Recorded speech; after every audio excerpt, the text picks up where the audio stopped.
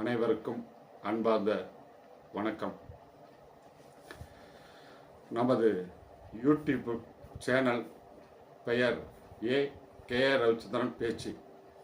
நமது சேனலின் முக்கியமான நோக்கமே நீங்கள் செல்வந்தராவது எப்படி என்பது பற்றியதுதான். என்னுடைய அனுபவத்தில் நிறைய தவறுகள் செய்துள்ளேன். அந்த தவறுகளை நீங்கள் செய்யாமல் இருந்தாவே நீங்கள் மிகப்பெரிய செல்வந்தராகி விடுவீர்கள். அதற்கடுத்தது அதற்கண்டான வழிமுறைகளையும் ஒவ்வொன்றாக நாம் இந்த காணொளியில் காண்போம். மேலும் நம்மளது தமிழ் பேரறிஞர் வள்ளுவர் கூறிய திருக்குறளிலிருந்து முதலில் ஆரம்பிப்போம். உள்ளுவதெல்லாம் உயர் உள்ளல், மற்றது தள்ளினும் தள்ளாமை நீர்த்து. உயர்வை பற்றியே என்ன வேண்டும் என்று கூறுகிறார்.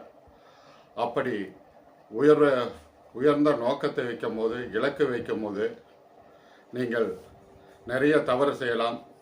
ஆனாலும் அந்த முயற்சியை கைவிடாமல் தொடர்ந்து செய்து கொண்டே இருந்தால், தொடர்ந்து முயற்சித்து கொண்டே இருந்தால், தொடர்ந்து உழைத்து கொண்டே இருந்தால் கண்டிப்பாக நீங்கள் முன்னேறலாம். நீங்கள் உயர்ந்த இலக்கை நோக்கி பயணப்படலாம் என்பதுதான் திருவள்ளுவர் கூற்று. எனவே முதலில் உயர்ந்த இலக்கை நிர்ணயிங்கள். உங்கள் ஆழ் மனதில் பதிய வையுங்கள். ஆழ் மனதில் பதிய வைப்பது எப்படி என்றால், நீங்கள் ஒரு சுலோகமாக ஓய்வு கிடைக்கும் பொழுதெல்லாம் அந்த சுலோகத்தை பலமுறை நீங்களே உங்கள் உள்மனதில் கூறிக்கொள்ள வேண்டும். ஒரு 10 முறை, 20 முறை, 50 முறை இப்படி கூறும் பொழுது அது ஆழ்மனத்தில் பதிந்துவிடும். ஆழ்மனதில் பதிந்து விட்டவுடன் என்ன நடக்கும் என்றால், உங்களை செயல்பட வைக்கும். நீங்கள் தொடர்ந்து செயல்பட ஆரம்பித்து விடுவீர்கள். சிறு சிறு வெற்றி கிடைக்கும். அப்பொழுது நீங்கள் தன்னம்பிக்கை உங்களுக்கு வளர்ந்துவிடும். எனவே அந்த உயர்ந்த இலக்கை நீங்கள் அடைய வேண்டும் என்றால் மிக முக்கியமாக 3 குணங்களை நீங்கள் பெற்றிருக்க வேண்டும், அல்லது அதை கடைபிடிக்க வேண்டும், அல்லது அதை தொடர்ந்து செய்து கொண்டே இருக்க வேண்டும். முதலாவதாக விடாமுயற்சி. விடாமுயற்சி செய்ய செய்ய, உழைக்க உழைக்க தன்னம்பிக்கை உங்களுக்கு வளர்ந்துவிடும். சிறிய தவறுகள் செய்வீர்கள். அந்த தவறுகளை அடுத்த முறை செய்யாமல் தொடர்ந்து முயற்சித்தே இருக்கும்போது அந்த இலக்கு உங்கள் வசமாகும். எனவே முதலில் விடாமுயற்சி, அடுத்தது உழைப்பு, அடுத்தது தன்னம்பிக்கை. இந்த 3 குணங்களையும் தொடர்ந்து கடைபிடித்து கொண்டே இருக்க வேண்டும். அதேபோல் முதலில் நீங்கள் அந்த இலக்கை நோக்கி நகரும்போது பேரறிஞர் விவேகானந்தர் கூறியிருக்கிறார், நீங்கள் 3 தடைகளை நீங்கள் தாண்ட வேண்டும். முதலாவது தடை ஏளனம். இவன் என்ன பண்ண போகிறான், செல்வந்தர் இவன் எப்படி ஆக போகிறான் அப்படின்ட்டு உங்களை கேவலமாக பேசுவாங்க.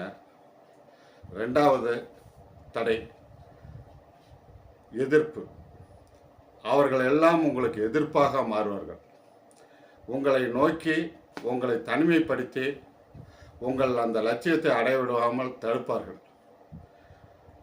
பிறகு அவர்களே கூறுவார்கள், நீங்கள் செல்வந்தராகிவிட்டால் நிம்மதியாக இருக்க முடியாது, நீங்கள் தூங்க முடியாது, நோய் நொடி வந்துவிடும், இல்லாது பொல்லாது எல்லாமே சொல்லுவாங்க.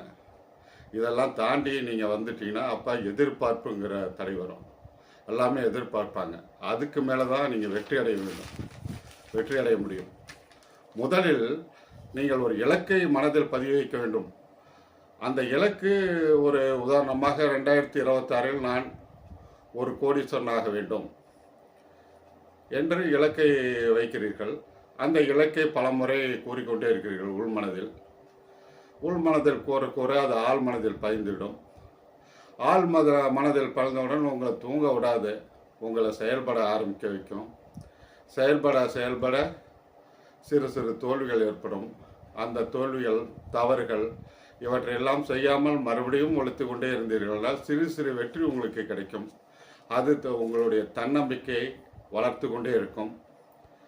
நீங்கள் உடனடியாக அந்த லட்சியத்தை நோக்கி செல்வீர்கள். அப்பொழுது உங்களுடைய சுற்றி இருக்கக்கூடிய சமுதாயம் விவேகானந்தர் சொல்கிற மாதிரி ஏளனம், நீ பணக்காரனாகிட்டா நிம்மதியாக இருக்க முடியாது, உடனே உனக்கு நோய் நொடி வந்துடும், நிம்மதியாக தூங்க முடியாது அப்படிங்கிற மாதிரி ஒரு மாய தோற்றத்தை உருவாக்குவார்கள். அந்த தடைகளை எல்லாம் தாண்டி வர வேண்டும். நீங்கள் எவ்வளவு சம்பாதிக்கிறீர்களோ அதை எப்படி சேமிப்பு பண்ண வேண்டும் என்றது உங்கள் உள்மனதிலேயே வந்துவிடும்.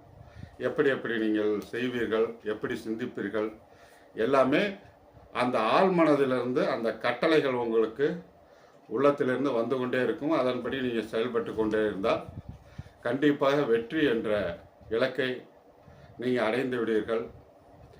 இதற்கெல்லாம் மிக முக்கியமாக நீங்கள் எவ்வளவு சம்பாதிக்கிறீர்களோ அதில் ஒரு 20% நீங்கள் சேமிக்க வேண்டும். அந்த சேமிப்பு எந்த வகையாக இருக்க வேண்டும் என்பதை பின்வரும் அத்தியாயங்களில் பார்க்கலாம். ஆனால் இப்பொழுது மிக முக்கியமாக மனம் என்னும் மந்திரம், அந்த மந்திரத்தை எப்படி செயல்படுத்துவது என்பது அடுத்த காணொளியில் விரிவாக காண்போம். நன்றி, வணக்கம்.